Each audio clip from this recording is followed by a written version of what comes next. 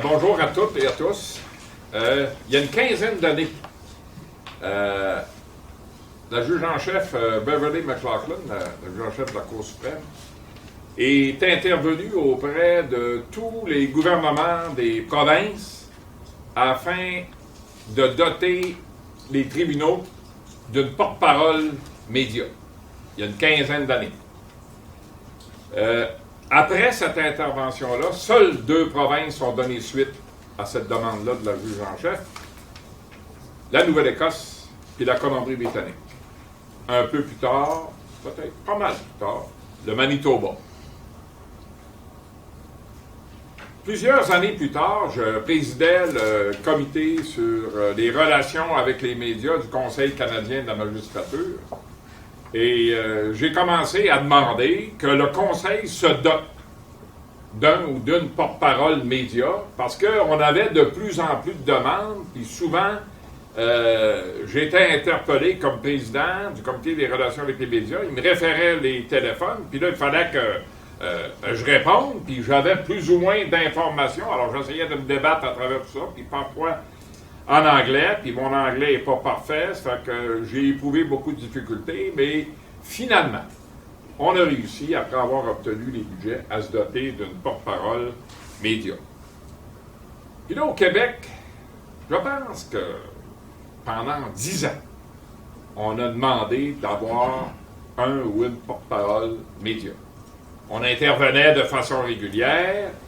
Puis là, on s'est dit, j'ai rencontré la juge Dutil, puis le juge Mario de la Cour d'appel, puis le juge Mario Tremblay de la Cour du Québec, puis on s'est dit, on va former un comité, puis on va intervenir, puis on va faire venir le président de la Fédération des journalistes, puis on va avoir des discussions, puis on va essayer de provoquer le fait de la nécessité d'avoir un ou une porte-parole média. Et là, le comité s'est mis à l'œuvre, a travaillé, puis je me souviens, on avait rencontré Brian Miles, puis lui avait mis de l'emphase là-dessus. La sous-ministre Nathalie Drouin, qui aujourd'hui est sous-ministre au fédéral, était une des membres de notre comité, et elle, on l'a convaincue. Par la suite, quand on a finalement su qu'on avait réussi ce tour de force-là, après peut-être une dizaine d'années, d'obtenir le poste, eh bien, là, on était très heureux. Qu'est-ce qu'on a fait? On s'est installé avec des représentants du ministère, les 3 représentants des cours. On s'est installé avec des gens du ministère de la Justice. Puis là, on a consulté. Puis nous autres, évidemment, moi comme juge en chef associé, la juge Dutil comme coordonnatrice à la Cour d'appel, le juge Tremblay comme juge en chef associé à la Cour du Québec. Là, on consultait les juges en chef, on consultait certains juges. Puis notre comité est allé d'avant. Puis là, on a préparé, avec l'aide d'une spécialiste du ministère, une description d'emploi très détaillée. Et on a donné notre aval. Les cours ont donné leur aval à cette description-là. Et finalement, Mme Saint-Pierre est engagée le 11 octobre 2016 afin de remplir la fonction de porte-parole des médias. Bon. Il fallait quelqu'un pour superviser son travail. Alors, après discussion entre les juges en chef, et etc., on a décidé que je serais celui qui superviserait son travail.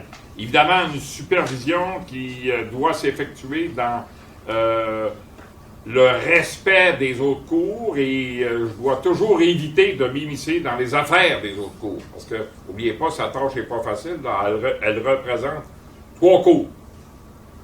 Je comprends qu'elle représente en quelque sorte l'institution judiciaire pour vous autres, là, mais dans la réalité, elle représente 3 cours, dont les intérêts, des fois, ne sont pas toujours les mêmes.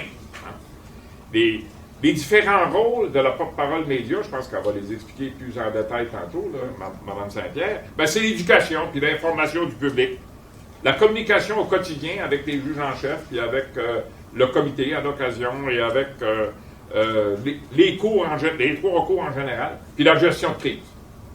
Et en matière de gestion de crise, elle a été bien, ça. Si on remarquait bien, elle a été nommée en octobre 2016, puis là est arrivé l'arrêt Jordan. Alors, elle a eu son baptême du feu, mais elle a très bien passé au travers, elle nous a grandement aidés. Ceci dit, les conférenciers qui participent à la présente table ronde discuteront des modèles qui existent ailleurs, entre autres, des défis québécois et après examen de leur boule de cristal, ce que nous réserve l'avenir. Le premier d'entre eux, le professeur Moreau, n'a pas besoin d'être longuement présenté puisqu'il est bien connu par vous toutes et vous tous. Hein? D'ailleurs, son impressionnant curriculum vitae, là, j'ai dit à mes secrétaires, allez donc chercher les curriculum vitae. Elle est arrivée, elle dit, Monsieur Jules, êtes-vous certain que je l'imprime? J'ai dit, comment ça?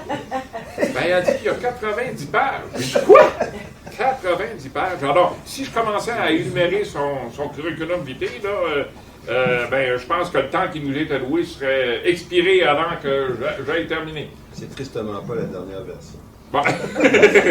Alors, qu'il me soit toutefois permis de mentionner qu'il détient un doctorat en sciences politiques, un diplôme d'études approfondies en sociologie politique et un baccalauréat en droit, chercheur régulier au Centre de recherche en droit public, directeur scientifique du projet ADAGE et professeur titulaire à la faculté de droit de l'Université de Montréal. Deuxième conférencier est maître Daniel Jutras, que j'ai eu le plaisir de côtoyer et que j'ai connu, alors qu'il assumait la fonction d'adjoint exécutif à la juge en chef de la Cour suprême du Canada.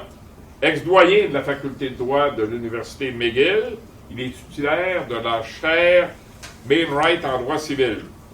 Professeur à la faculté de droit de l'Université McGill, j'en passe, mais je voudrais souligner que le barreau lui a accordé la distinction d'avocat émérite, ça qui est une fleur à son chapeau, une fleur importante, qu'on aimerait tous avoir cette distinction. On aimerait tous avoir cette distinction-là. Enfin, la troisième intervenante est Mme Caroline Saint-Pierre, la porte-parole média dont nous discuterons du rôle aujourd'hui.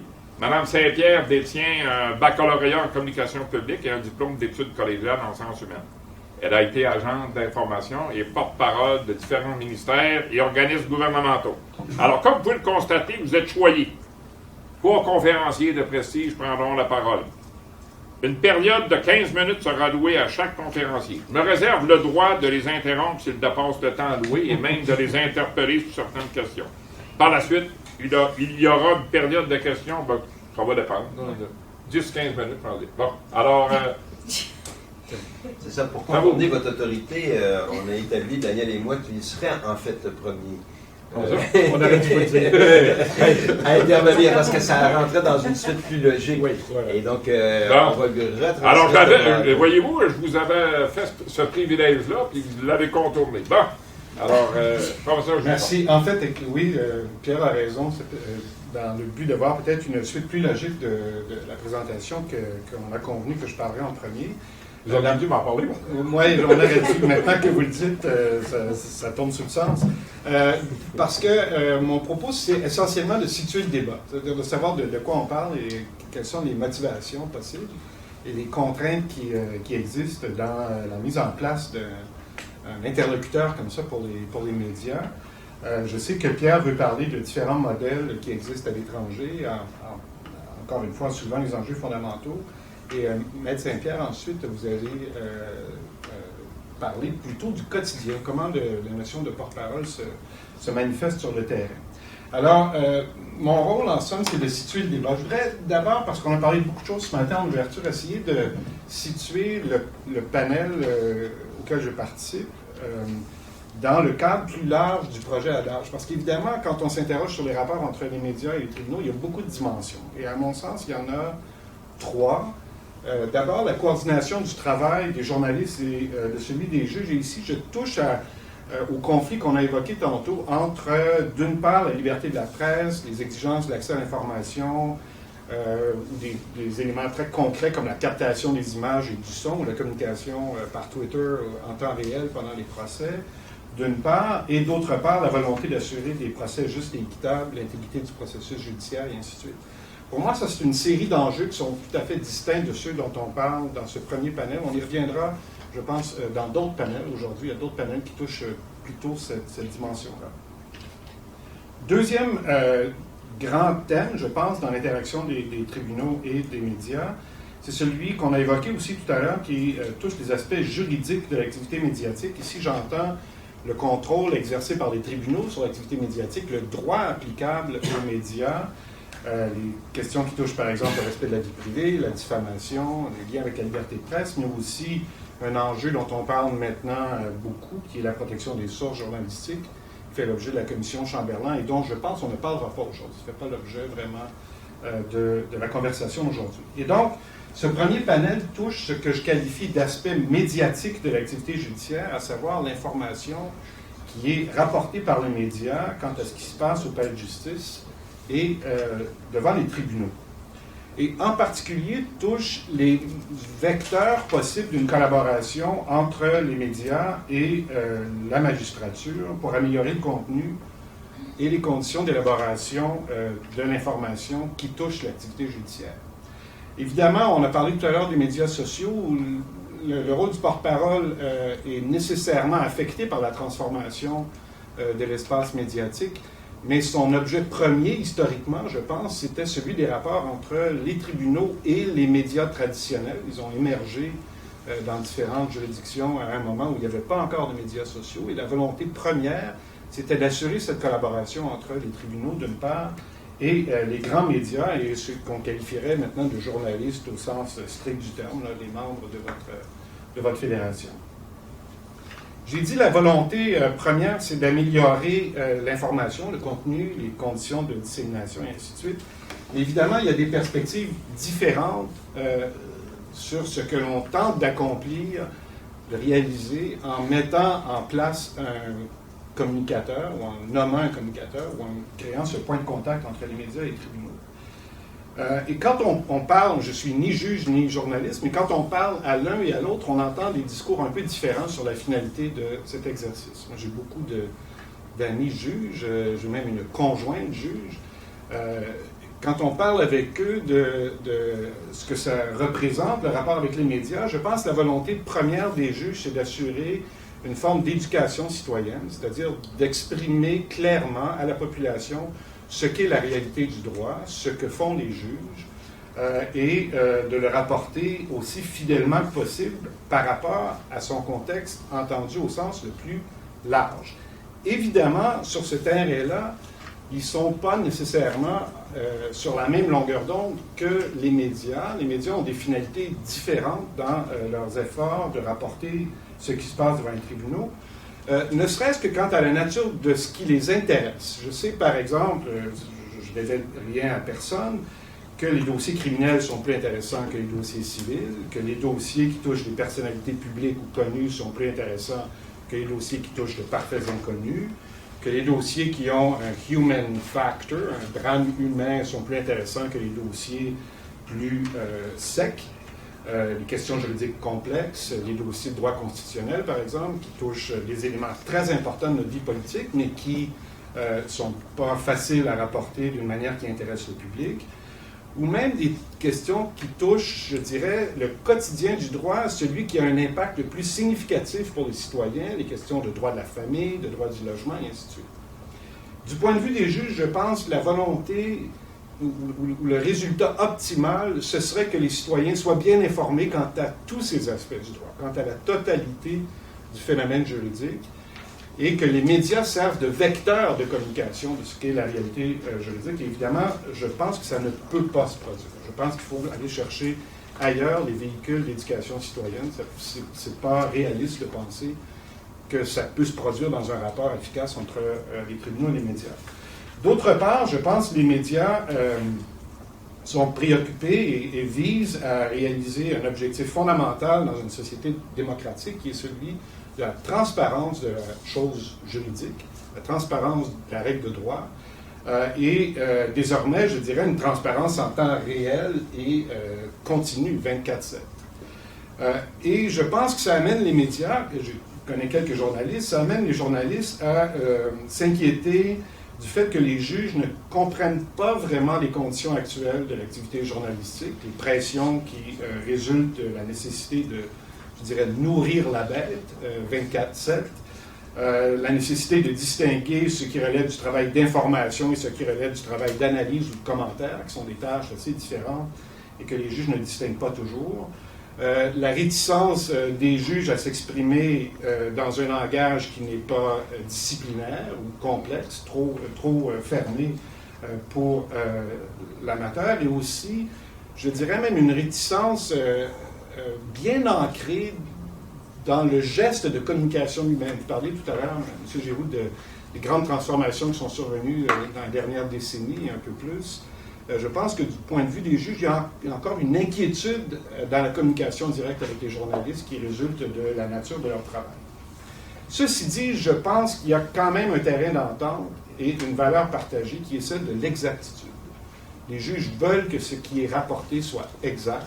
Les journalistes souhaitent rapporter de manière exacte ce qui est la réalité des aspects de la vie judiciaire qu'ils mettent de l'avant.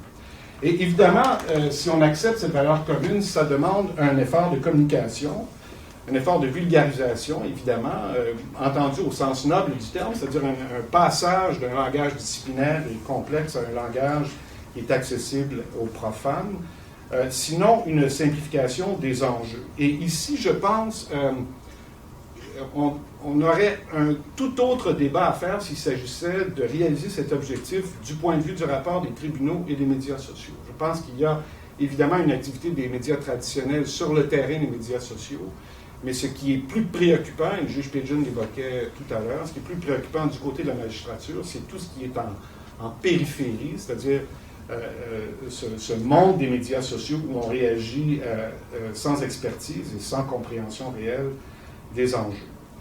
Me limitant donc au rapport entre les tribunaux et les médias traditionnels qui pratiquent soit les médias sociaux, soit les journaux, soit la radio, soit la télé, peu importe.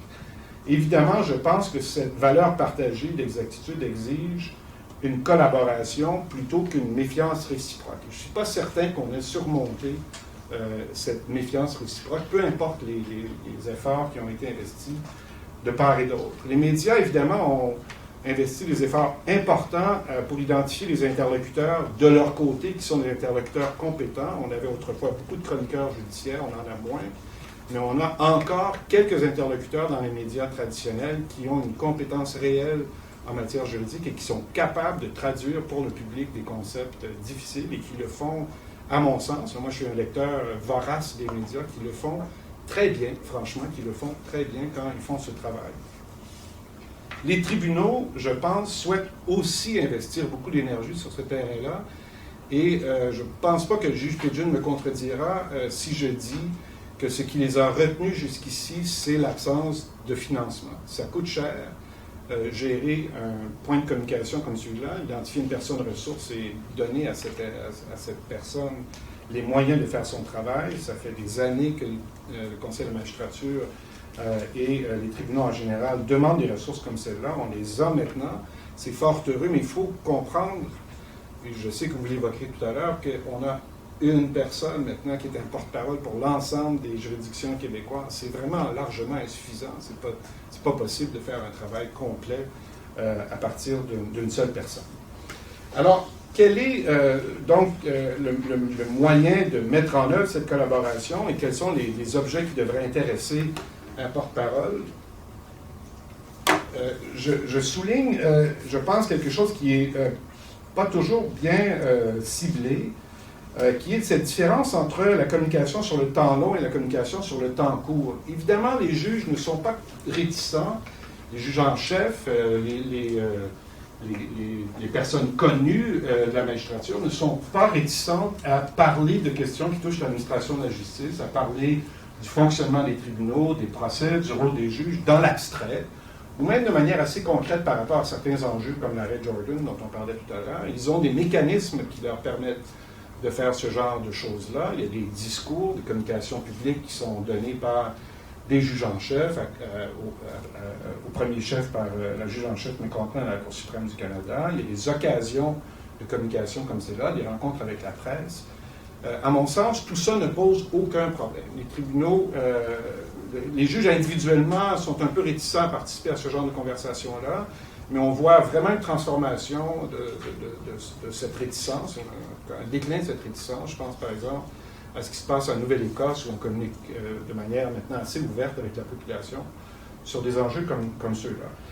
Quant à moi, les problèmes sont beaucoup plus pointus quand il s'agit du temps court. Et j'entends ici par temps court 3 moments forts ou trois types d'événements qui sont susceptibles de générer un intérêt pour la presse, un intérêt pour les médias. Le procès, évidemment, le procès à venir ou le procès en cours, qui appelle une réaction immédiate. Le jugement, qui est un moment précis dans la vie judiciaire et qui appelle aussi des interventions. Et puis, un truc dont on n'a pas parlé beaucoup, mais qui est aussi une question difficile sur le plan médiatique, qui est la situation déontologique, c'est-à-dire les situations où c'est le comportement même du juge ou de la juge qui est l'objet de l'intérêt des médias, les comportements qui éventuellement conduisent à des procédures devant les conseils de la magistrature provinciaux ou conseils de la magistrature fédérale.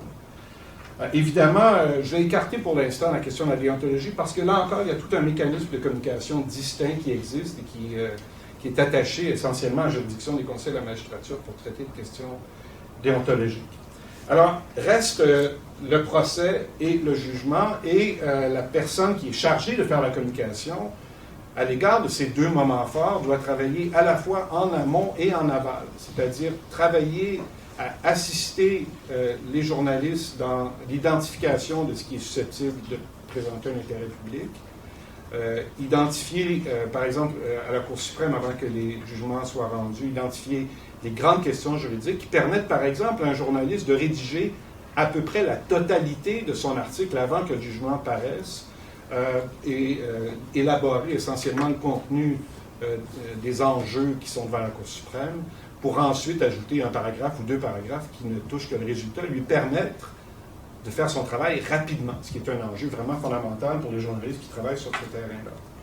Donc, il faut faire du travail en amont, il faut aussi faire du travail en aval, il faut faire du travail d'explication ou d'assistance, de vulgarisation pour les journalistes qui n'ont pas de formation juridique et qui ne saisissent pas nécessairement tous les tenants et aboutissants de ce jugement ou de cette décision. Alors, il faut, je pense, vraiment concevoir le rôle du porte-parole en fonction de ces différentes temporalités ou de ces différents rythmes. Mais la question plus fondamentale, c'est de savoir qui est l'interlocuteur. Et ici, je pense qu'il y a beaucoup d'incompréhension des raisons pour lesquelles ça ne peut pas être le juge elle-même, le juge lui-même ou la juge elle-même qui communique avec les médias. Et quant à moi, ça, c'est un élément tout à fait fondamental. Je sais que Pierre parlera des différents modèles, mais je voudrais terminer là-dessus. D'abord, il faut comprendre que le Canada, le Québec y compris, dans sa configuration de l'activité judiciaire, appartient à la tradition de common law, où le juge n'est pas un fonctionnaire de l'État, où le juge jouit d'une indépendance fondamentale et où le juge est assujetti à des exigences d'impartialité et de comportement qui sont caractéristiques d'une tradition bien différente de celle qui existe en Europe continentale. Et donc, il faut, je pense, regarder ce qui se fait comme modèle à l'étranger en tenant compte de ça. Je pense que Pierre évoquera cette idée-là tout à l'heure. Quelles sont les contraintes qui sont liées à cette condition, à cette tradition de common law qui explique la réticence des juges? D'abord, l'idée d'un devoir de réserve. Je pense que les juges comprennent très, très rapidement à leur nomination, au moment de leur nomination, l'importance de se censurer dans une certaine mesure quant à la participation dans le débat public, d'éviter de se mettre de l'avant, d'éviter d'être reconnu comme un personnage public, d'éviter de se placer soi-même sur la scène publique. Je pense que c'est une valeur fondamentale de la magistrature dans une tradition de common law. Et puis, les juges sont assujettis de manière déontologique à un devoir d'impartialité qui emporte des conséquences aussi. C'est un devoir qui impose, par exemple, de ne pas s'exposer à des pressions externes, de ne pas s'exposer à des influences qui pourraient survenir en dehors de leur rapport avec les avocats. On parle souvent, par exemple, des avocats qui font leur procès à travers les médias, qui utilisent les médias pour faire avancer certaines idées. On ne peut imaginer qu'un juge puisse gérer son procès par le biais des médias, et donc c'est très difficile de concevoir un contact direct entre le juge et les journalistes. sans parler de la complexité opérationnelle d'un contact direct entre le juge et le journaliste. C'est tout simplement pas gérable, je pense, pour un juge ordinaire, qui soit de quelque juridiction que ce soit, de répondre directement aux journalistes. Il y a des contraintes aussi qui sont liées à l'idée même d'un jugement qui, je pense, diront les juges, doit parler par lui-même. Une fois qu'un jugement est rendu, rédigé, le jugement ne peut pas et ne doit pas être qualifié, nuancé, modulé par des commentaires subséquents. Ça appartient encore une fois à la tradition, là je pense occidentale, pas seulement de common law, cette idée que c'est dans le jugement que le contenu normatif se trouve, plutôt que dans les commentaires que pourrait faire un juge sur son contenu. Et donc, toute forme d'explication qui pourrait être faite ex post pose déjà un problème. C'est une explication qui est elle-même susceptible de poser un problème. Alors, ça ne peut pas, à mon sens, être la juge elle-même ou le juge lui-même. Ça ne peut être qu'un tiers. Je vais céder la parole à Pierre parce que là, il y a plusieurs modèles. Il y a des modèles à l'étranger qui permettent à un juge, par exemple, qui fait partie de l'appareil judiciaire, d'être le communicateur. Il y en a d'autres où ce sont des juristes, des avocats, des avocates. Il y en a d'autres où ce sont des gens qui n'ont pas de formation juridique. Et ce sont des modèles qui sont très variables selon les budgets et les ressources. Reste une chose, cependant. J'ai mis ici une échelle qui va du porte-parole à la personne ressource parce que, alors que je réfléchissais un petit peu à ce que je souhaitais vous dire, je me suis senti un peu mal à l'aise par rapport à l'expression porte-parole. Un porte-parole, c'est une personne qui parle au nom de quelqu'un d'autre. Et il y a dans l'expression porte-parole quelque chose déjà de problématique, je pense, du point de vue de la magistrature, qu'un tiers puisse parler au nom de la magistrature, nécessairement circonscrit ce que ce tiers peut dire. Il y a des contraintes très, très significatives qui résultent de ce que j'évoquais tantôt quant à la nature du jugement.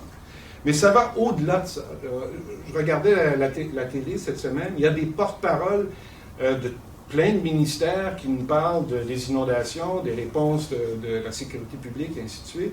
Quand on a eu le printemps 2012, le printemps étudiant, je ne dis pas le printemps érable parce que je trouve que c'est une insulte au printemps arabe. Il y a quand même une différence très importante entre les deux. Et quand on a eu le printemps 2012, on avait des interlocuteurs de la police qui sont devenus des personnages publics. Ceux qui sont de mon âge se rappelleront de la crise du verglas et des interlocuteurs à col roulé d'Hydro-Québec qui nous expliquaient ce qui se passait. Il y a dans la notion de porte-parole l'idée même d'un visage et d'une voix qui est inhérente à l'activité médiatique. Il faut des images, du son.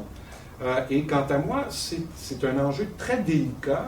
Quand j'étais à la Cour suprême comme porte-parole de la Cour suprême, je n'étais pas un porte-parole. On m'avait dit clairement, tu n'es pas un porte-parole, tu dois être invisible. Je ne veux pas que tu sois dans les journaux demain. Tu ne dois jamais être cité par un journaliste, ton nom ne doit apparaître nulle part, tu dois les aider à faire leur travail. Toutes mes communications avec les journalistes étaient off the record, je ne sais pas comment on dit en français, mais off the record. Toutes mes communications avec les journalistes étaient off the record. Ma responsabilité était de clarifier les enjeux, de les aider à préparer les comptes rendus qu'ils allaient faire, mais je devais être totalement invisible. C'est pas nécessairement comme ça qu'on conçoit l'idée d'un porte-parole. Alors j'arrête là-dessus. Simplement pour vous dire, là, en réponse, que le titre de l'emploi est responsable des communications. Oui, c'est autre chose. C'est autre chose. Oui, mais alors, il y a toute une gamme entre les deux. Je comprends.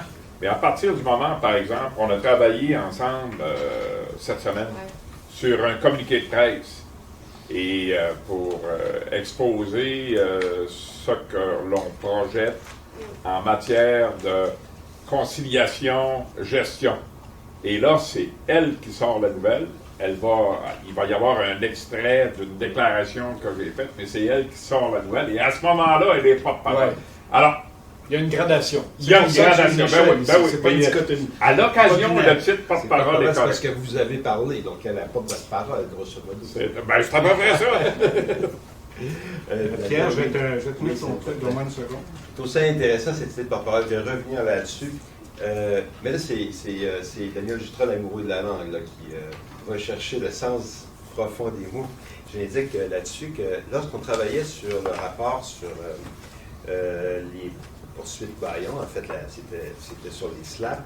Il n'y avait pas de version en français de ce qu'est un SLAP, et on travaillait ensemble sur ce comité-là pour produire un rapport sur ce qui pouvait être une éventuelle loi anti-SLAP, finalement. Et c'est Daniel qui avait forgé ce terme-là, de poursuite Bayon, pour avoir une version en français de ce qui était, pour les SLAP, en fait, en anglais. Et là, je retrouve le même intérêt pour la langue. Alors, écoutez, moi... Cherche ta présentation, Pierre, ne me désespère pas. Ça m'en prend pas mal pour désespérer. Oui. OK. Est-ce que tu l'avais sauvegardé sur le... Oui, sur le bureau. Le bureau? Je le vois pas. Normalement, c'est PowerPoint de genre,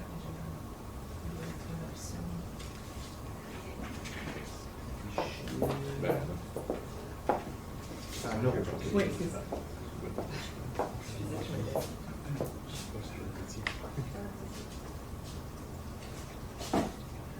Merci. Alors, moi, je me suis intéressé à cette question-là dans le cadre d'une recherche comparée des différentes modalités par lesquelles la fonction de porte-parole, si on veut l'utiliser, ou de personne ressource, ça dépend quel terme on veut utiliser, ou de responsable des coms, selon les différents modèles qui existent dans d'autres juridictions que la nôtre.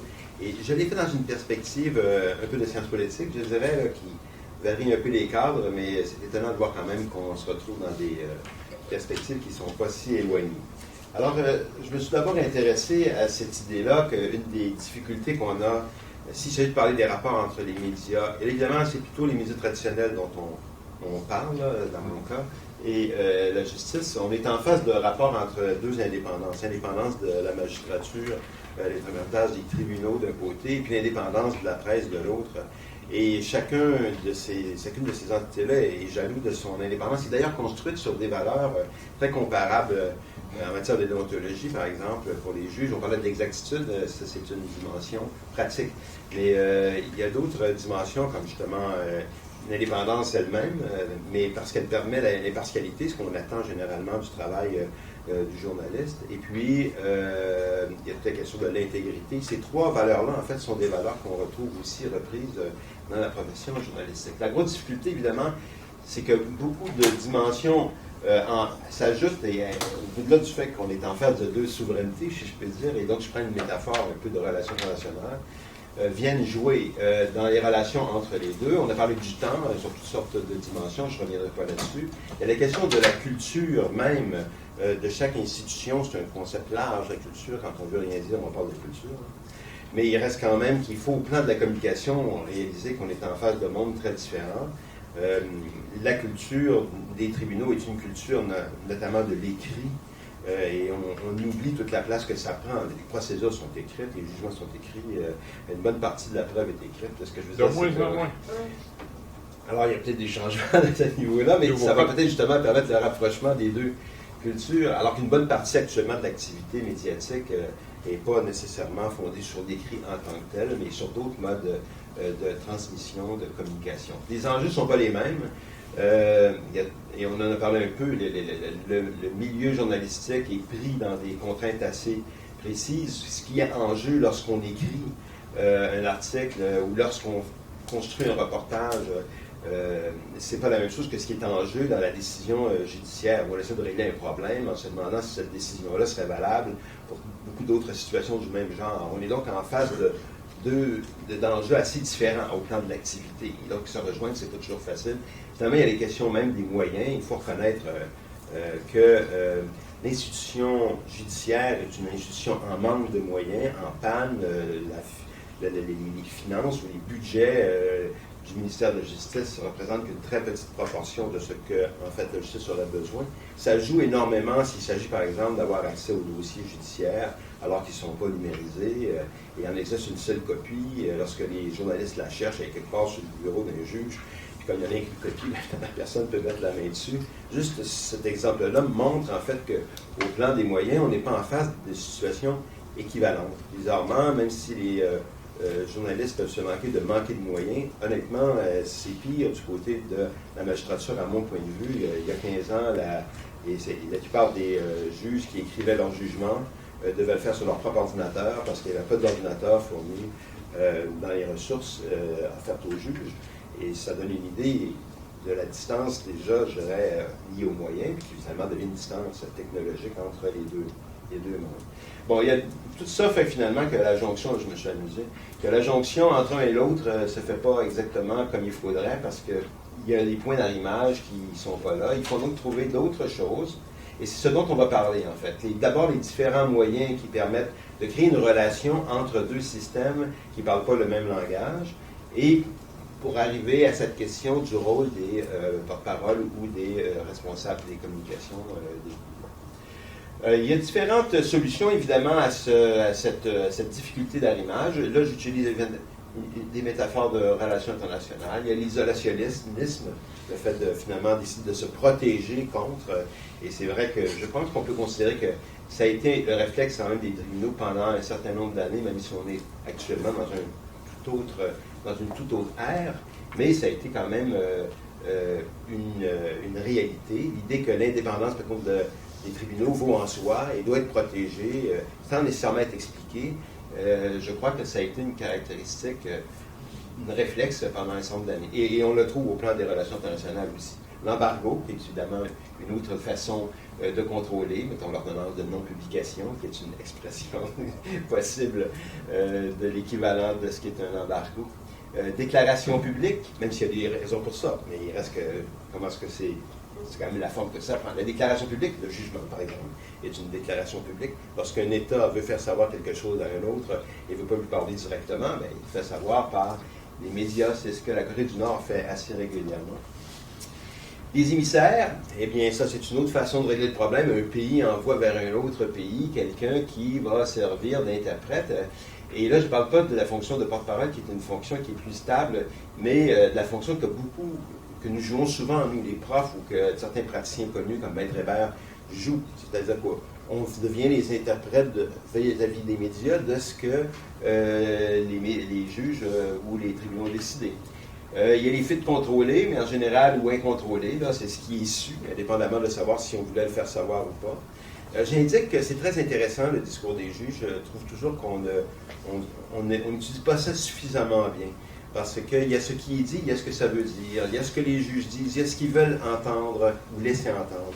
Et je pense que dans n'importe quelle communication, on joue sur beaucoup de registres de cette nature-là. J'ai toujours considéré que la jurisprudence, par exemple, pouvait être lue de façon beaucoup plus intéressante que celle par laquelle on s'en informe d'habitude. Nous, on apprend à nos étudiants de courir après le point de droit. Ça dit tout le temps, non, il faut lire toute la raison pour laquelle c'est cette décision-là, puis pas une autre qui a été prise. Parce qu'il y a toujours un choix, lorsqu'il y a deux parties devant un juge, bien, c'est parce qu'il y a au moins deux points de vue possibles. Et à ce moment-là, la façon dont le juge explique pourquoi il retient un point de vue ou un autre, c'est déterminant dans l'évolution du droit. Et c'est peut-être ce qui est le plus intéressant dans un jugement, mais c'est sans doute ce qui est le moins couvert, en fait, par les médias, parce que généralement, ce qu'on veut, c'est la teneur de la décision, c'est pas la justification de la décision, du moins. Je trouve que ça fait souvent défaut dans la presse. Évidemment, la diplomatique, la diplomatie, je pense que c'est ce qu'on tente de faire dans le projet Adage avec ce chantier-là, Justice et médias. On met tout le monde autour de la table, on discute. Et puis on essaie de voir comment est-ce qu'on peut faire évoluer les relations entre ces deux mondes-là, ces deux juridictions-là. Puis après ça, finalement, il y a des intermédiaires, qu'on pourrait appeler des ambassadeurs de bonne foi. Ça existe, vous savez, au plan international. C'est là que je place les porte-paroles des cours. Donc, il y a beaucoup de modalités possibles, mais en fait, on en vient de plus en plus vers cette options qui sont qui est la présence de porte-parole ou de personnes responsables des communications entre les cours et les médias. Maintenant, ça peut venir avec un paquet d'autres ou un ensemble d'autres possibilités qui sont développées selon les juridictions. Par exemple, la formation des juges, des praticiens en communication publique, c'est une chose qui peut se faire. Quand on parle des praticiens, souvent, par exemple, les procureurs de la Couronne, qui, eux, très souvent, se retrouvent devant le micro. Ils font partie, en fait, de l'institution judiciaire. On arrive souvent, on se focalise sur les juges, mais en fait, ils ne sont pas les seuls à représenter une partie de l'institution judiciaire. Et c'est une question de communication. Il y a des guides destinés aux juges et aux praticiens. Il y a des règles de conduite destinées aux procureurs de la Couronne dans certaines juridictions. L'informatisation des dossiers judiciaires est un élément central, je dirais, à court terme, pour faciliter la fluidité des rapports entre la presse et les tribunaux. L'organisation de points de presse, l'aménagement des palais de justice, des salles de montage, des studios, etc. Ce sont toutes des développements ou des façons d'arrimer les deux institutions qui ont été développées selon dans certaines juridictions. Publication de versions simplifiées ou vulgarisées des jugements. Parce que la Cour d'appel travaille un peu dans cette perspective-là. Production de résumés des décisions, c'est peut-être plutôt dans cet espace-là. Production d'un glossaire des termes juridiques courants. Lorsque les journalistes qui suivent l'actualité judiciaire roulent, et on passe d'une génération à l'autre, et ça arrive une fois de temps en temps, la question seule du vocabulaire, du lexique, est déjà une question qui se pose. Séance d'information et de formation destinée aux journalistes, et finalement, création d'un poste de porte-parole ou de personne ressource des cours. C'est l'option qu'on va étudier plus ici, selon les différents modèles qui ont été développés en fonction des juridictions. Là, je souligne ce qu'a dit Daniel Jutra tout à l'heure. C'est clair qu'on est en face d'une tradition particulière, la tradition judiciaire de commande law. C'est une tradition judiciaire où la fonction du juge est différente de celle qu'on peut voir jouer dans d'autres juridictions ou dans d'autres pays. Je dirais que la fonction de porte-parole, celle qui nous est apparue la plus poussée, en fait, là, la plus presque radicale, je dirais, ou en tout cas qui serait une vraie révolution dans notre système à nous, c'est la présence de juges qui, dans une juridiction donnée, et c'est vrai dans cette juridiction aux Pays-Bas, qui est le pays où vous trouvez ce modèle-là, la présence des juges comme porte-parole de leur propre cour est la plus courante. Un certain nombre de juges là, qui sont désignés par avance et puis qui peuvent être éventuellement formés en communication, sont chargés d'établir des rapports et de maintenir des relations avec la presse. Explication, vulgarisation. Ils servent aussi de personnes ressources. Parfois, ils sont amenés à démentir ce qu'il y a dans l'espace public en disant, bon, il faut redresser les choses, ça ne s'est pas posé dans ces termes-là, mais plutôt dans ces termes-là. Et c'est une perspective très proactive, en fait, de ce rôle-là d'intermédiaire entre, et qui est assumé par des juges. Et il est clair que est-ce que ce sont des juges qui ont entendu le dossier? Non, pas nécessairement, puis c'est toujours la même règle. C'est qu'on tente d'éviter que le juge qui a pris la décision soit obligé de commenter son jugement. Ça, c'est une règle, comme disait Daniel, qui n'est pas propre à la tradition de common law, mais qui est universelle dans la société occidentale. Maintenant, c'est qu'il y a beaucoup de choses qui peuvent être dites sur un jugement quand même, et puis Daniel le fait, lui, quand il était à la Cour suprême, qui font qu'il y a la décision, puis qu'est-ce qu'elle veut dire. Et on peut discuter pas mal de ce qu'elle veut dire sans être obligé de commencer à traiter de la discussion au fond. Qu'est-ce que ça signifie? En quoi ça change le droit ou les normes qui à l'avenir seront applicables? Qu'est-ce que ça signifie même au plan social? Je pense qu'il y a un certain nombre de commentaires comme ça qui peuvent être faits sans qu'on vienne intervenir dans le fond. Et ça, je pense que c'est l'angle, c'est un des angles principaux sur lesquels peut-être il faudrait aborder la couverture des décisions de justice, parce que c'est ce qui est le plus riche, en fait. Qu'est-ce que ça vient changer dans notre vie, en définitive? C'est rarement abordé comme ça, mais c'est quand même ça qui est peut-être le plus intéressant. Juge Pidgeon, il y a une question, est-ce qu'on les prend ou on les prend à la fin? C'est pas moi qui me mène. On peut. Je me demandais juste, est-ce que les juges siègent encore, par exemple? Parce que s'ils se prononcent sur des questions qui ensuite pourraient être saisies des mêmes questions, on pourrait leur aider ce qu'ils ont expliqué déjà devant les médias.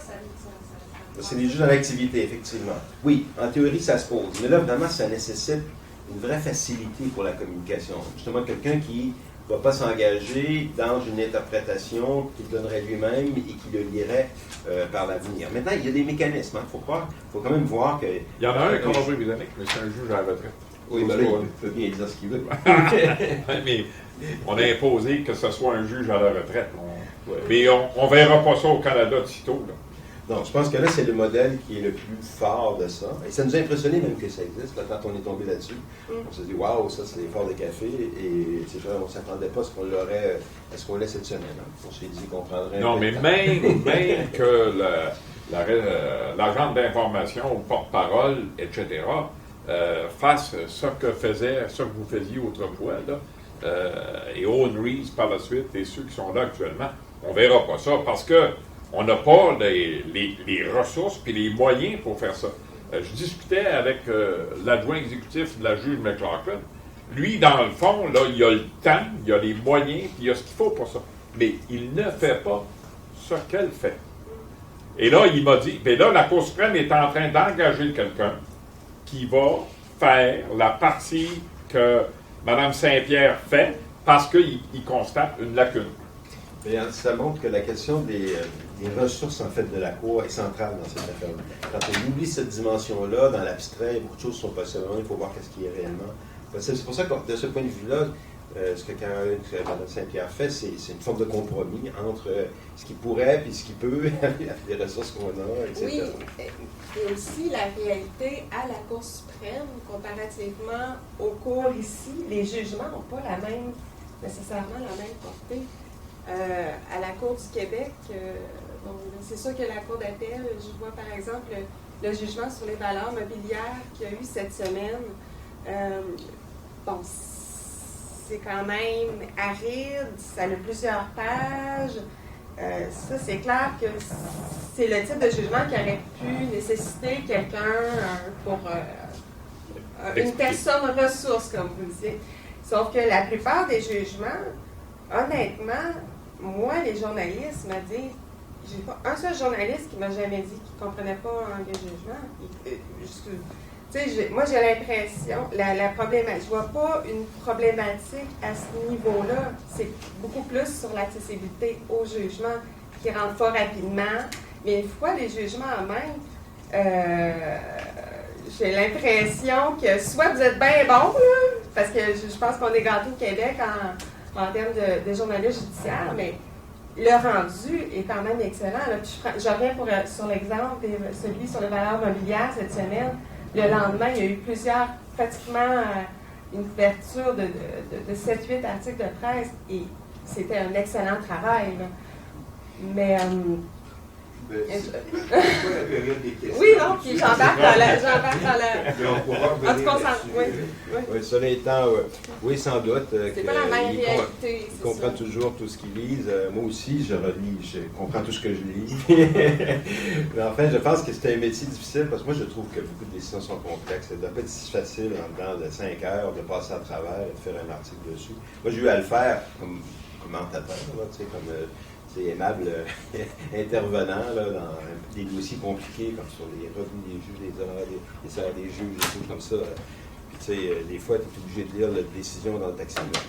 Donc, c'est dans des conditions qui ne sont pas parfaites. Je pense que les journalistes travaillent dans des conditions difficiles. À cause de cette question du temps dont on a parlé. Mais ce que je veux dire, c'est que les jugements à la Cour supérieure ont pas la même, ont une portée beaucoup plus grande. Je ne vais pas diminuer les jugements ici au niveau provincial, que la plupart des jugements là, qui se rendent. Oui. Il y a un autre facteur qui joue, c'est le volume. C'est-à-dire que dans la Cour suprême, on ne prend pas 17 décisions par semaine. En tout cas, pas des 17 décisions majeures par semaine. Donc, on est en face d'un autre régime. Mais à la Cour d'appel du Québec, il y a des décisions super importantes parce qu'on a une caractéristique particulière. On est une province de droit civil. Alors là, il y a une énorme différence. Puis il y a des jugements qui ont une très grande portée.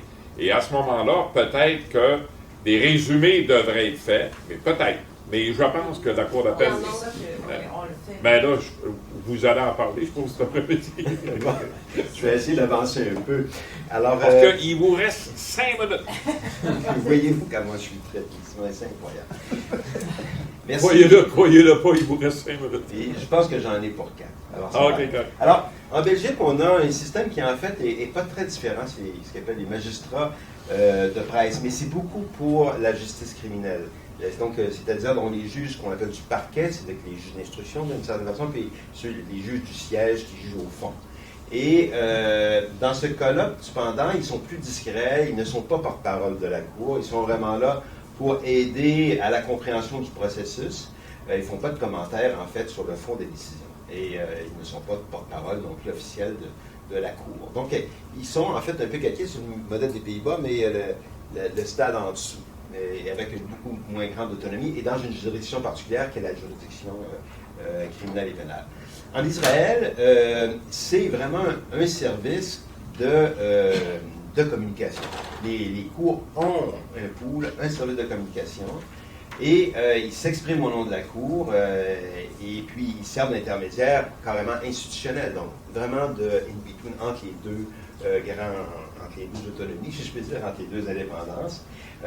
Ils parlent au nom de la Cour, mais lorsque ce n'est pas possible pour eux, ils peuvent éventuellement demander à un juge de parler pour la Cour. Donc, c'est une juridiction, en Israël, ou soit des juridictions où il est possible pour des juges, éventuellement, de prendre la parole. Ça, c'est un cas intéressant. L'État israélien, c'est un État particulier, c'est un État moderne, et donc on n'est pas dans un système qui est fondé sur une tradition presque millénaire, là, qui est celui des juges de common law. Et donc, il y a quelque chose à réfléchir là. Mais il est clair qu'ils se sentent, par rapport aux médias, dans une situation équivalente à celle de l'exécutif, par exemple, et on voit qu'ils ont un intérêt, une préoccupation pour la communication publique qui est très poussée. En Nouvelle-Écosse, au plan canadien, ça a été l'exemple qui nous a le plus inspiré. On a étudié ce cas-là au chantier pour voir qu'est-ce qui était fait. C'est quelqu'un, en fait, spécialisé d'abord en communication, je ne sais pas pour la nouvelle titulaire. Oui, exact, oui. Et donc, ce ne sont pas nécessairement des juristes qui le font. Et c'est un travail vraiment de communication, d'interaction avec la presse. Et c'est peut-être le modèle qui se ressemble le plus à celui dans lequel on est, même si nous, c'est une juriste qui assume la fonction. Ce qui est intéressant dans le cas de la Nouvelle-Écosse, c'est que c'est absence de direction formelle. C'est-à-dire que lorsqu'on interrogeait, on a interrogé en fait ce porte-parole-là, et lui disait qu'il n'avait pas de ligne directrice très claire. Et donc, dans le fond, c'est une expérimentation. C'est carrément une expérience qui évolue apparemment au fur et à mesure, mais peut-être que ça va se fixer ou que c'est déjà plus clair ce qu'ils font maintenant. Oui, déjà. Hein? Où ça évolue comme ça? En Nouvelle-Écosse. Ah, okay. Parce qu'a priori, il n'y avait pas de ligne directrice. Ils disaient, on fonctionne un petit peu à vue. Et ils reconnaissent en Nouvelle-Écosse qu'un juge peut éventuellement prendre la parole volontairement, là, si il est d'accord pour le faire. Donc, il y a là une latitude que nous, on ne reconnaît pas nécessairement, même si on est dans la même tradition judiciaire. En France, au plan du parquet, c'est souvent pour les juges d'instruction ici, là, il existe également cette fonction de magistrat délégué à la communication, qui appelle référent presse.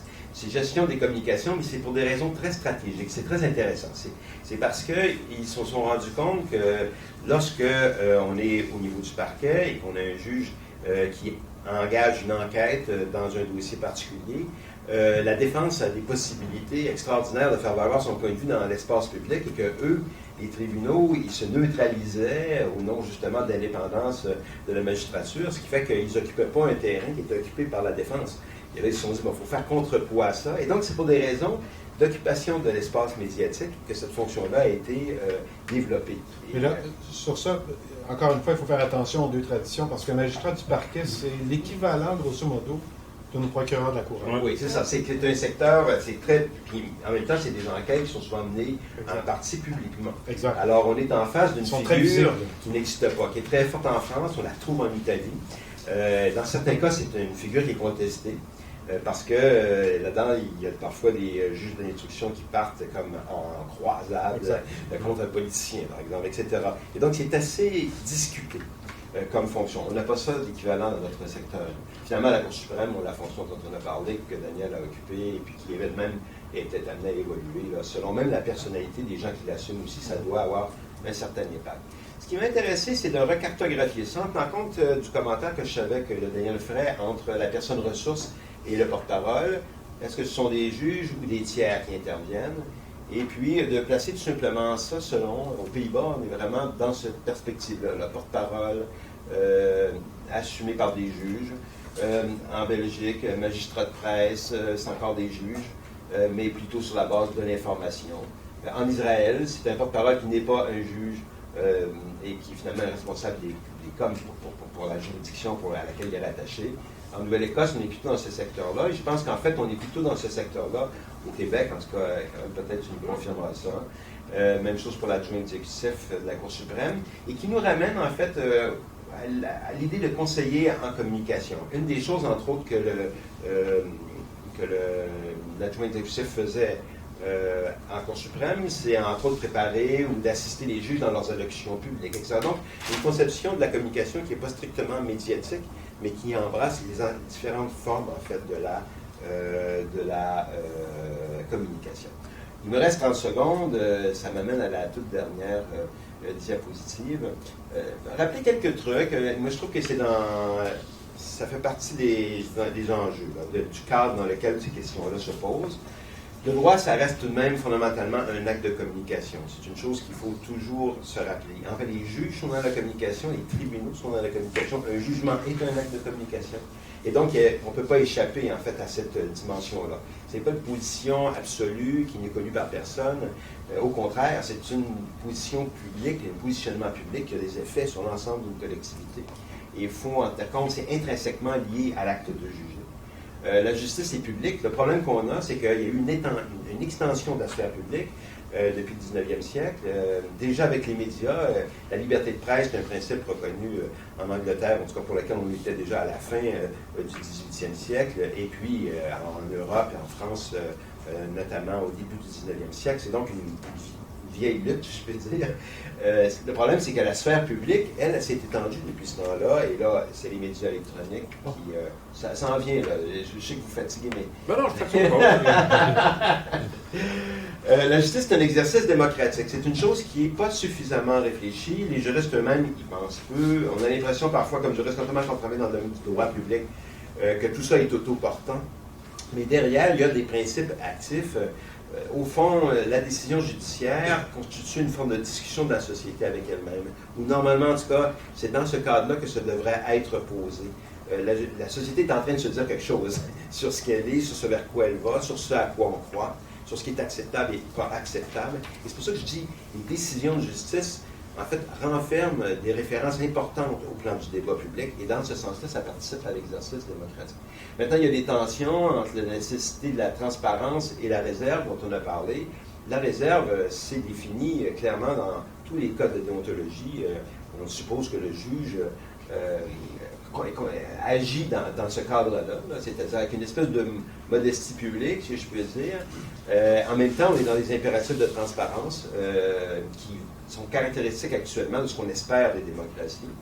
Il y a une forme de tension entre la confiance du public et la crédibilité. Toute l'activité déontologique est construite là-dessus, sur la confiance du public. Lorsqu'on se demande, lorsque le comportement d'un juge est acceptable ou pas, ce qu'il a déclaré, ou qu'il a fait, à la cour ou en public. Et là, vous voyez quand même que c'est une exigence assez là. C'est fondé sur la question de la confiance du public. En même temps, la crédibilité des juges ne peut pas être fondée uniquement sur une espèce de transparence complète de sa personnalité avec l'ensemble de la société qui l'entoure. Il y a quelque chose là, en fait, une tension qui n'est pas facile à résoudre. Et finalement, entre la sérénité, qui est également une exigence qu'on a dans l'activité judiciaire, dans le code de la déontologie des juges de la Cour du Québec, l'obligation de sérénité est inscrite clairement, entre la sérénité et la nécessité de la communication, qui, elle, parfois, vous met dans l'arène publique et justement vient nuire à cette sérénité-là. Moi, je l'avais vu... Si vous voulez que je donne la parole à Coraline. Oui, alors je l'avais vu assez clairement lorsqu'il y a eu tout ce truc autour de l'arrêt Turcotte. On avait suivi ça dans l'opinion publique, on avait mesuré l'effet Turcotte, ce que j'appelais l'effet Turcotte. Et puis, la question, c'est de savoir si les juges peuvent encore avoir la sérénité qu'il faut dans ces conditions-là, lorsque la décision doit être prise dans un contexte de transparence communicationnelle. OK. Alors, au tour maintenant de Mme Saint-Pierre d'expliquer quelle est sa perception de son rôle. Vous aviez une question? Oui, je voulais juste faire un petit ajout, si vous permettez. Sur les juges d'instruction en France, effectivement, qui occupent beaucoup l'espace médiatique. Ce qu'il faut quand même préciser, c'est en général, c'est des juges qui sont issus des pôles spécialisés. Donc les juges antiterroristes, les juges en crime organisé et délinquance financière. Et oui, on a des figures en tête comme le juge Bruguière, l'ex-juge Bruguière ou le juge Trévidic, qui sont des gens qui étaient très très présents dans les médias, qui écrivent même des livres. Et pour nous, journalistes, c'est sûr que c'était des bonnes ressources, puisqu'on avait tous leur téléphone, et ils avaient une bonne connaissance de ces dossiers-là, mais c'est sûr qu'ils évoluaient toujours sur un fil. Ils n'allaient pas sur le terrain du jugement, mais le système faisait en sorte que ces gens-là, dans les relations avec les médias, étaient des rouages essentiels et étaient toujours disponibles. Mais encore une fois, c'est sur des domaines très très particuliers, quoi. Et certains même sont devenus des candidats, on fait le saut en politique après. Ça veut dire qu'ils ont bénéficié de ces tribunes. Nous, bizarrement, c'est souvent l'inverse. Bon, Mme Saint-Pierre. Bon, alors. Donc, ça fait déjà quelques mois que je suis en poste, sur ce nouveau poste-là, à titre de responsable. C'est ça. Dans le fond, la thématique, c'est porte-parole des tribunaux, mais j'ai dans mon titre responsable des communications porte-parole des tribunaux. ça fait déjà depuis le mois d'octobre que j'occupe ce poste-là. Et déjà, puis en plus que je suis arrivée dans un moment quand même assez tourmenté avec les suites de Jordan et la crise des délais judiciaires.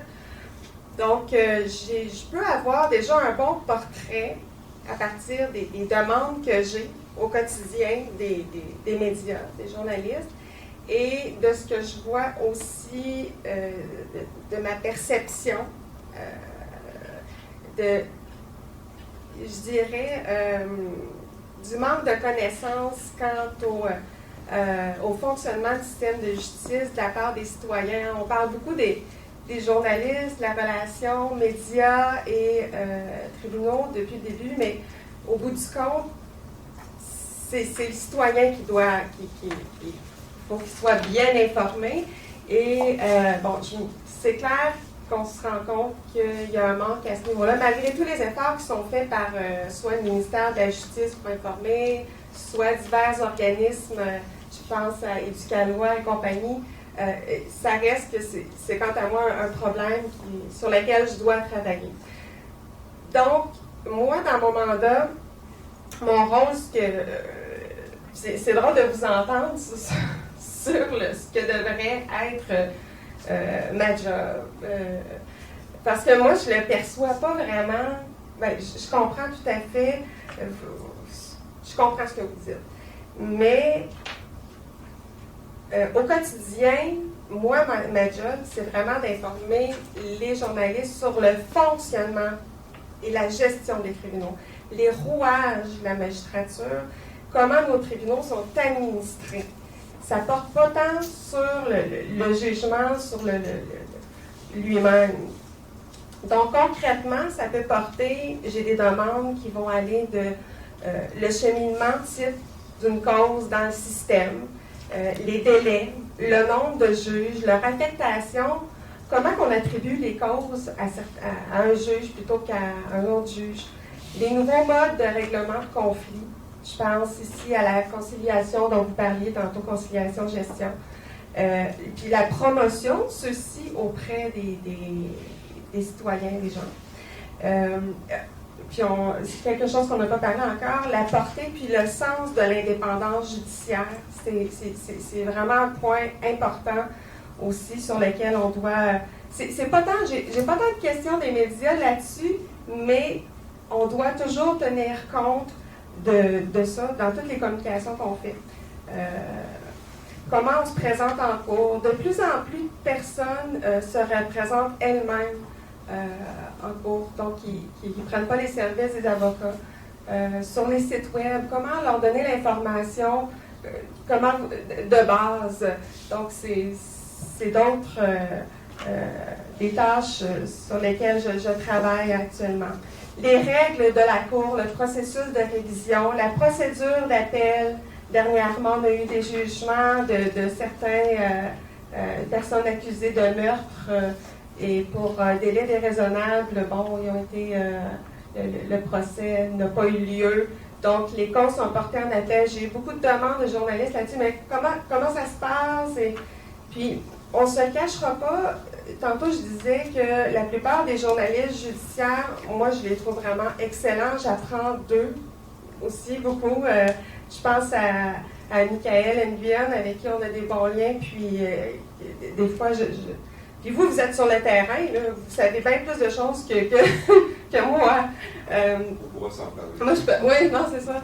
Mais ce que je voulais dire, c'est qu'il y a quelque temps, j'ai eu l'appel d'une journaliste de l'émission de l'équipe d'enquête.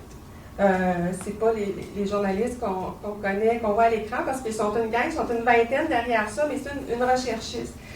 Et elle me posait une question concernant le salaire d'un juge. Elle avait un cas particulier, elle voulait savoir si c'était normal d'être payé comme ça. Bref, moi, je lui ai posé la question, mais madame, d'abord, vous devez savoir, vous devez me dire, c'est le juge de quelle cour, parce que le salaire d'un juge de la Cour du Québec, c'est pas payé le même montant qu'un juge de la Cour supérieure et Cour d'appel.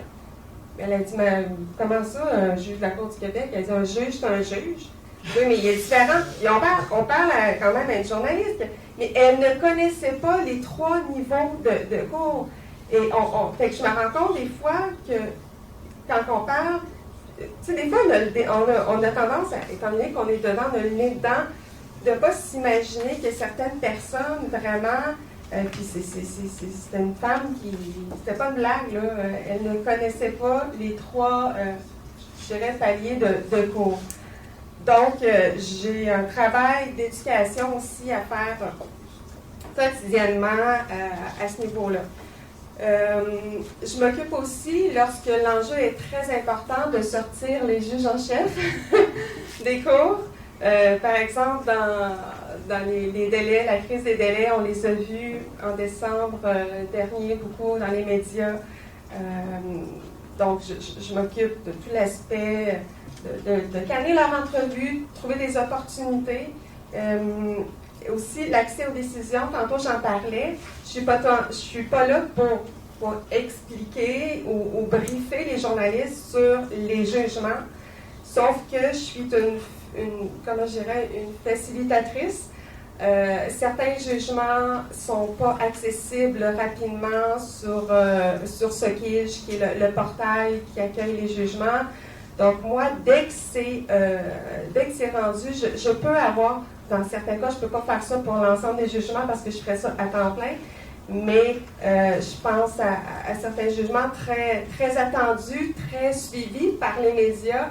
Aussitôt que ça rentre, moi, je l'envoie à une liste d'envoi des médias ou la Cour d'appel. Pour les jugements de la Cour d'appel, c'est sur Twitter. Donc, c'est l'accès aux jugements écrits rapidement pour que les journalistes puissent traiter le lire et traiter de la nouvelle le plus rapidement possible parce que ça va vite, ça va trop vite.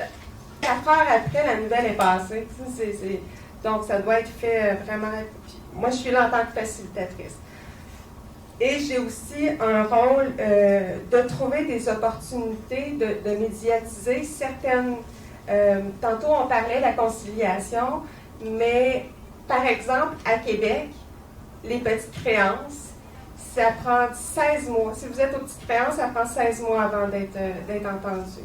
Il y a 16 mois de délai.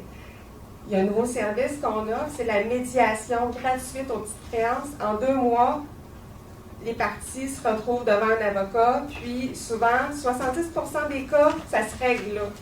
Mais ça, moi, je dois médiatiser ce type de nouvelles façons de faire comme ça. Et j'ai pas de campagne d'argent pour faire une campagne de publicité. Donc, c'est sûr que j'essaie de m'insérer à travers les médias, mais c'est pas très sexy. Hein? C'est pas comme certains cas qu'on peut retrouver. Donc, c'est quand même beaucoup d'efforts pour réussir à trouver un chemin à travers trouver ce type d'opportunité-là. Je dois vous dire, tantôt, vous avez parlé, M. Noreau, des modèles d'ailleurs.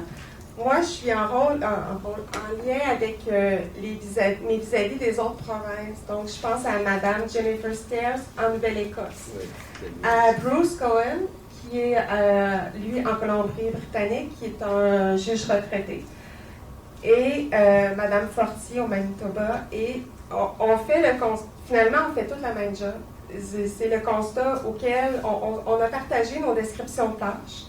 Je leur ai demandé, parce qu'avant de venir ici, je m'étais dit, ben là, tout d'un coup, que l'autre, en Colombie-Britannique, il fait carrément quelque chose que moi, je fais pas, mais je fais. Bref, je suis allée chercher de l'information.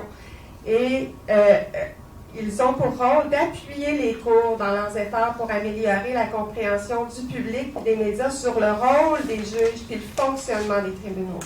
Ils sont des agents de liaison. Tantôt, il y avait le terme personne ressource, mais peut-être agents de liaison entre les médias et la magistrature. Ils facilitent eux aussi la diffusion de certains jugements, de certaines procédures. Ils élaborent des plans de communication et d'éducation pour le public. Ils aident les médias et le public à avoir accès à certains documents. Ils gèrent les sites web des cours. Moi, c'est un élément aussi sur lequel je vais devoir travailler pour joindre directement les citoyens. Puis bon, ils établissent des liens avec tous les gens qui gravitent autour de la sphère là, du judiciaire, le barreau, le Conseil canadien de la magistrature, je pense aussi aux autres provinces. Le but, c'est de favoriser l'échange d'informations, puis on est déjà en place, là, ceux qui occupent la même fonction de moi, dans les autres provinces pour s'échanger l'information, pour voir quelle façon, comment ça fonctionne pour eux, des petits trucs ici et là on s'entraide.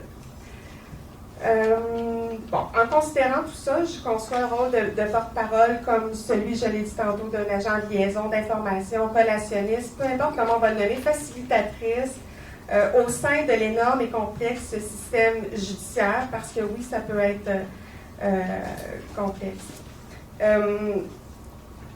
Nous avons, à travers tout ça, on a parlé d'informer, tout ça, mais il y a aussi... moi, je vous ai dit un petit peu avant que j'avais une fonction d'éduquer. Et sur ce point-là, je reviens peut-être au discours que Colette, vous avez donné au début par rapport le discours de Florian Sauvageau que vous avez lu.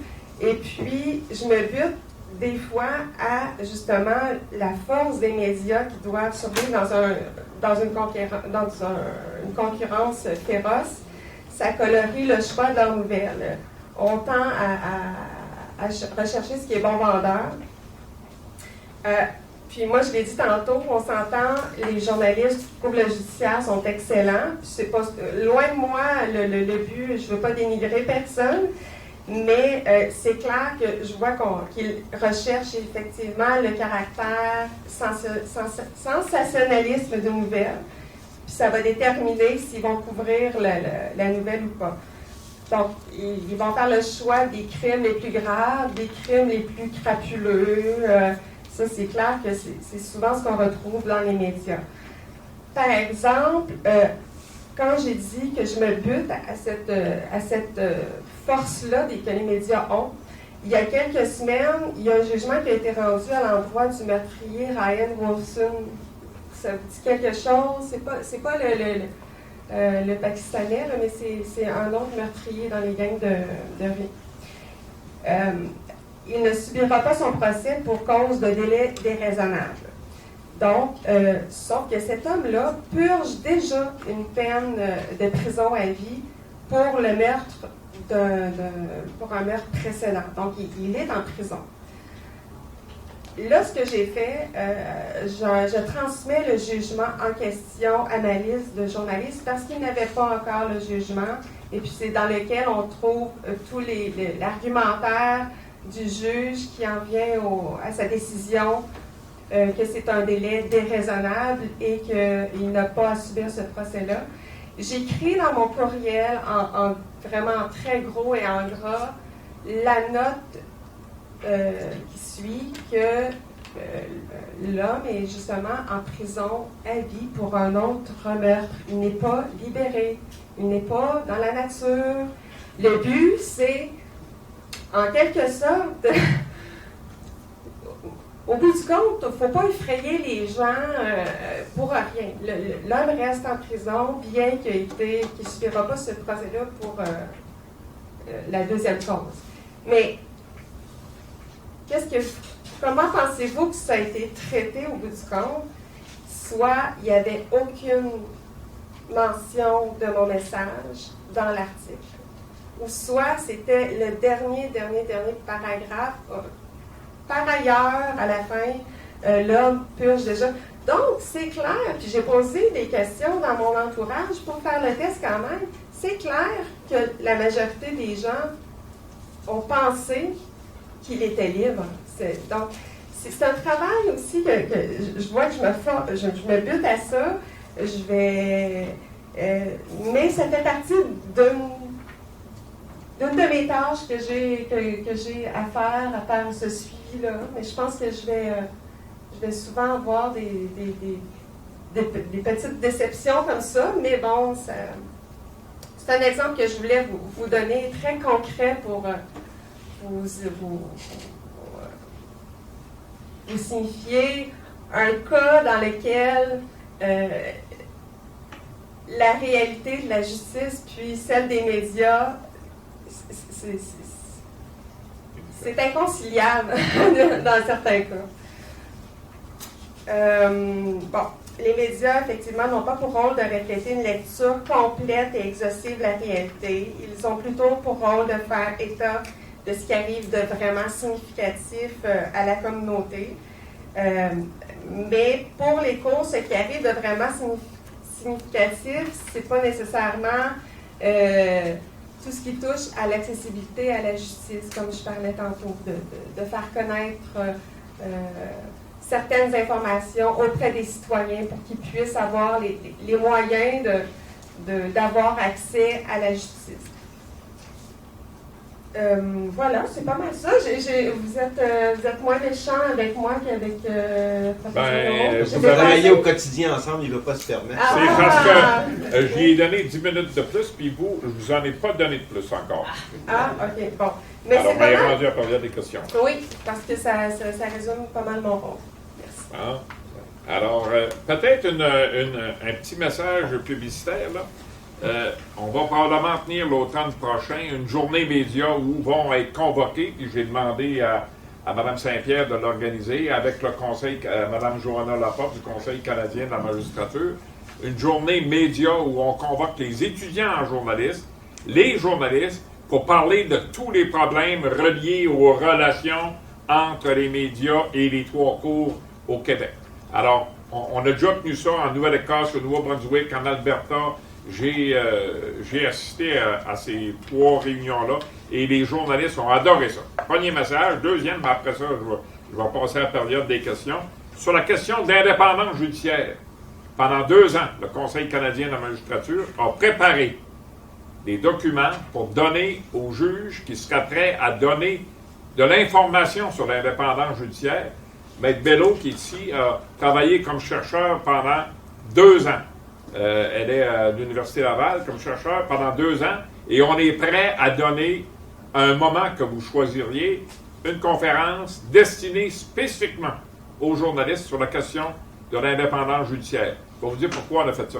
On a fait une revue à travers le Canada, là, from coast to coast, de tous les articles, de tout ce qu'on pouvait trouver au niveau information publique pendant 10 ans, pour voir si l'indépendance judiciaire était une notion bien comprise. À notre grande déception, on a constaté pas du tout.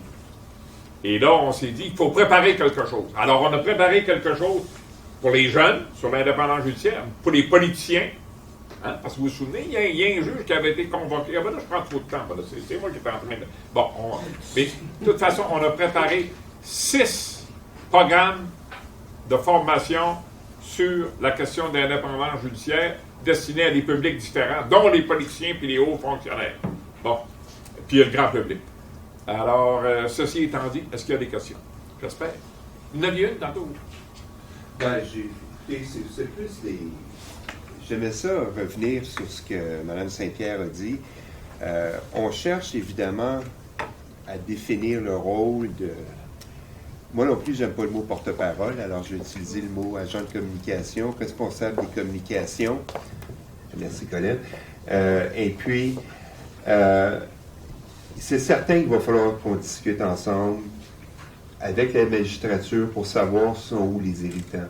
Parce qu'il y en a, je comprends les vôtres, j'ai bien en mémoire l'article auquel vous faites référence, vous étiez déçus que certains de mes collègues n'ont pas mis plus en évidence le fait que M. Wilson purgeait déjà une sentence à vie.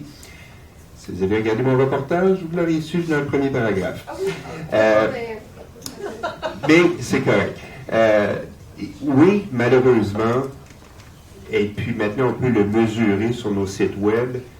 On fait les reportages, on écrit les textes, et maintenant avec la technologie, on sait parfaitement qu'est-ce que les gens lisent, qu'est-ce qui intéresse les gens. Et malheureusement, il y a un gouffre épouvantable avec ce qui est significatif d'un point de vue légal et ce qui intéresse le monde. Savez-vous que l'an dernier, le reportage qui est judiciaire, et j'en ai fait beaucoup l'an dernier, celui qui a été le plus lu, Ça n'avait rien à voir avec l'arrêt Jordan. C'était la madame avec ses canards. Ça a été la cause judiciaire qui a le plus fasciné le monde, qui a fait le plus exploser les médias sociaux. Ça a l'air insignifiant, mais il faut en parler, puis il faut en reparler, parce que les gens veulent savoir pourquoi je ne peux pas arrêter mon auto dans le trafic, sauver les canards, puis tant pis si les motocyclistes en arrière derrière moi. Oui, ça revient. Oui, les gens sont émotifs. Non, les gens ne comprennent pas. Je lisais les commentaires ensuite, c'est toutes des insultes aux juges qui ne comprennent absolument rien, même si ça avait été décidé par un jury. C'est très, très, très compliqué. Et puis, fait que ça, c'est une parenthèse là-dessus. Quand les causes deviennent émotives, on parle évidemment de la fameuse cause du docteur qui avait, dans une cause épouvantable, tué ses 2 enfants. Encore là, un jury a décidé, mais les attaques se faisaient envers la magistrature dans les médias sociaux et dans les lettres aux lecteurs, on ne s'en tire pas. Et j'ai pas besoin de vous dire que quand les gens n'aiment pas la nouvelle, une fois qu'ils sont tannés d'attaquer les juges, ben, ils s'attaquent aux journalistes. C'est de bonne guerre, on a appris à vivre avec. Mais si je peux revenir sur la question de qu'est-ce que la porte-parole peut faire pour les journalistes, la liste est longue et je sais que vos ressources sont limitées. Nous envoyer des jugements avant qu'ils apparaissent sur le site web d'information juridique, c'est fantastique. Mais je vais vous dire le genre d'obstacles auxquels on fait face. Un exemple qui s'est produit très, très, très récemment. Une juge que je nommerai pas, mais qui s'apprête à prendre sa retraite, rendait un jugement oral. Pas de papier. Elle disait ses notes à gauche puis à droite. Elle arrêtait, elle revenait, toutes. Et puis, parlait à voix basse et rapidement. On n'entendait rien. Puis à la fin, on se fait dire, fait que jugement écrit à venir dans les prochaines semaines. C'est bien dur ce soir-là de faire un reportage précis et profond sur le contenu du jugement sans se tromper. On s'est fait dire après, oui, mais c'est pas ça qu'elle a dit. Oui, peut-être que c'est pas ça qu'elle a dit. Le fait qu'on avait un bulletin à rendre à 6 heures le soir, ou pour le deadline du journal à minuit, fait qu'il y a probablement de l'information erronée qui s'est trouvée là-dedans. Une autre cause que j'ai vue, le juge de bonne foi commence à lire son jugement à 2h30, finit de le lire à 5h moins quart, et nous annonce, on a des copies pour les journalistes au greffe. Le greffe va fermer à 4h30. Bulletin de nouvelles à 6h. Encore une fois, on s'est fait prendre les pilotes à terre. Et puis, des petits incidents, même un après l'autre, fait que des fois, on veut faire notre travail, on peut compter sur la magistrature, sur la bonne foi de la magistrature, mais il y a encore un écart entre la bonne volonté et ce qui peut être fait dans des délais raisonnables. C'était mon commentaire. Mais on peut s'en parler pour trouver des solutions dans l'avenir, parce que moi, je ne vais jamais être proactif. Mais la journée média dont je parlais tantôt, là, ça serait... Évidemment, vous pouvez toujours en parler à Mme Saint-Pierre, mais la journée média, là, elle va viser justement à ça que vous nous fassiez part de problèmes de ce type-là. Est-ce qu'il y a d'autres questions? Tu peux peut-être réagir à ça? Oui. Je pense que vous mettez... C'est 2 problèmes différents. Hein? C'est les problèmes que vous évoquez, celui de la réaction du public, la réaction populaire, je dirais, à des jugements. Et la distance qui existe entre certaines valeurs, peut-être, qui existent dans la société et celles qui sont inhérentes au droit ou enchâssées dans le droit. Bien honnêtement, je ne pense pas qu'on puisse gérer ce problème-là. Je ne pense pas que les journalistes soient capables de gérer ce problème-là. Je ne pense pas que la magistrature soit capable. Il va falloir vivre avec. On parlait tout à l'heure des médias sociaux, de la disparition de toute notion d'expertise dans notre société, de l'équivalence de tous les discours. Tous les commentaires se valent maintenant, ceux qui sont faits par des trolls comme ceux qui sont faits par des grands experts. Quant à moi, il n'y a pas de façon, dans un contexte comme celui dont on parle, avec une activité de porte-parole ou personne ressource, avec une activité sérieuse de journaliste, d'éradiquer ça. On est pris avec ça, il va falloir vivre avec ça. Il va peut-être falloir moduler un peu la manière dont on conçoit l'intervention des institutions sur l'espace des médias sociaux. peut-être un peu plus agressif. Mais même là, je pense que s'engager dans une espèce de conversation avec les gens qui font des commentaires qui sont déréglés comme ceux-là, ça mène nulle part. Mais ce qui est triste, c'est que beaucoup de commentaires de ce genre-là, ça vient, j'ai constaté ça, de gens éduqués, Oui, intelligents, absolument. qui écrivent des histoires absolument, des réactions. Voyons là. Oui, ben on est dans un univers de alternative facts maintenant, ou de faits alternatifs, c'est la nouvelle expression, puis je pense qu'on n'y échappe pas. L'autre question que vous évoquez, je pense, est vraiment fondamentale. Et quant à moi, on évoquait les différentes modalités des rôles des porte-paroles. Quant à moi, c'est ça la job la plus importante pour un porte-parole. C'est de donner, c'est moins l'éducation du public, qui est une préoccupation de la magistrature et moins une préoccupation des médias, c'est de donner aux médias les outils pour faire leur travail. Et pour faire ça, il faut être sensible à la manière dont les journalistes font leur travail, au genre de pression auquel ils sont assujettis. Il faut connaître les deadlines, il faut savoir quand est-ce qu'un journaliste doit déposer. Ce que vous faites de distribuer les jugements avant qu'ils apparaissent sur le site web, c'est absolument fondamental. Mais il y a une foule de petites choses comme ça qui sont très, très importantes et qui doivent nécessairement être accrochées à la manière dont les journalistes font leur travail. Sinon, en fait, on ne sert pas l'objectif qui est à portée de main, qui est l'objectif d'exactitude. Quant à moi, c'est la valeur fondamentale qui est partagée de part et d'autre, et c'est celle-là qui doit être suivie d'abord et avant tout. L'éducation du public, pour moi, c'est un élément important, mais ce n'est pas nécessairement le porte-parole de la magistrature qui doit faire ce geste-là. Il y a beaucoup d'autres organisations. Donner aux journalistes le moyen de faire leur travail comme vous le décrivez, ça c'est vraiment propre à l'activité. Mais pour l'indépendance judiciaire, par exemple, qui d'autre le ferait? Le Conseil de la magistrature, du CALOI, il y a plein d'organismes de vulgarisation qui existent au Canada. Mais c'est pas tant de la vulgarisation, mais souvent c'est de montrer aux gens c'est quoi le travail d'un juge. Vous le voyez, on le voit sur le banc avec sa toge, mais derrière ça. Donc là-dessus, puis je pense qu'on a déjà quand même quelque chose d'assez avancé qui avance. Un projet, c'est pas certain que ça se fera, mais il y a une possibilité qu'il y ait une série documentaire dans les coulisses du palais, sur le travail des juges, pour démystifier tout ça. Mais c'est important, oui. Je nie pas que c'est important, je pense que c'est absolument fondamental. La question, c'est de savoir qui doit le faire. Et évidemment, ce n'est pas des vases clos, là. Chacun intervient comme il peut sur ces terrains-là. Mais à mon sens, l'aspect particulier de l'effort de communication par les tribunaux devrait toucher quelque chose qui sert des finalités des journalistes. Et l'éducation du public de cette nature-là, je pense que ce n'est pas une préoccupation première des médias. Et donc, l'effort qui est investi là n'est pas investi là où il pourrait servir immédiatement les journalistes. Je pense, en tout cas. Une chose est certaine, là, c'est que la journée média dont on parlait tantôt, c'est des journées qui sont très profitables.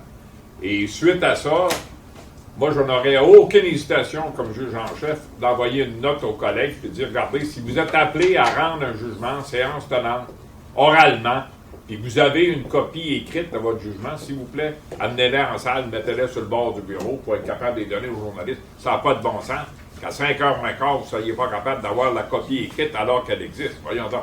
Mais c'est le genre d'échange qu'on pourrait avoir qui pourrait être très utile à cet égard-là. Puis, dans les provinces où on a tenu ce type de journée-là, là, le Conseil canadien de la magistrature, ça a été très profitable. La Nouvelle-Écosse était à l'avant-garde là-dessus, mais par la suite, ça s'est tenu au Manitoba, Nouveau-Brunswick, Ontario. Au Québec, on ne l'a pas fait pour des raisons très particulières, mais parce qu'on avait un litige qui était devant la Cour d'appel, puis après ça, qui est allé devant la Cour suprême. Alors, on ne voulait pas le tenir à ce moment-là.